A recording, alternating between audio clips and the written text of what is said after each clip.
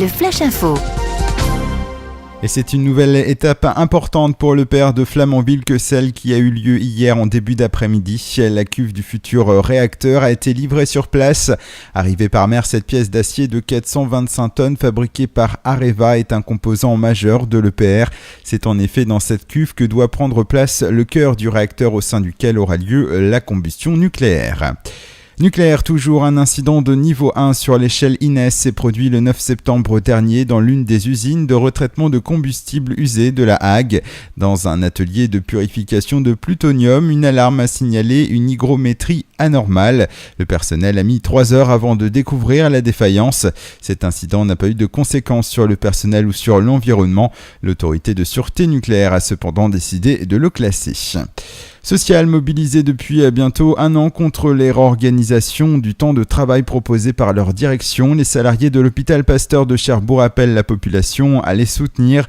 Une pétition en ligne a été lancée pour demander à l'État l'annulation de la dette de l'hôpital dont le déficit s'élève à plus de 20 millions d'euros. Les salariés sont allés à la rencontre des Cotentinois en fin de semaine dernière sur les marchés de Cherbourg et de Valognes. Ils ont recueilli 1500 signatures en 2 jours. Par ailleurs, l'intersyndicale FO CGT UNSA CFDT a déposé un préavis de grève pour demain, jour du conseil de surveillance de l'hôpital.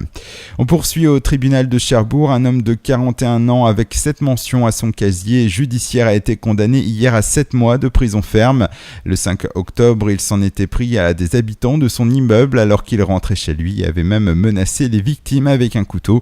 Fortement alcoolisé au moment des faits, il a été contrôlé avec un taux de 1,94 g par litre de sang. Et on termine par un spectaculaire accident de voiture survenu à la mi-journée dans le canton de Marigny.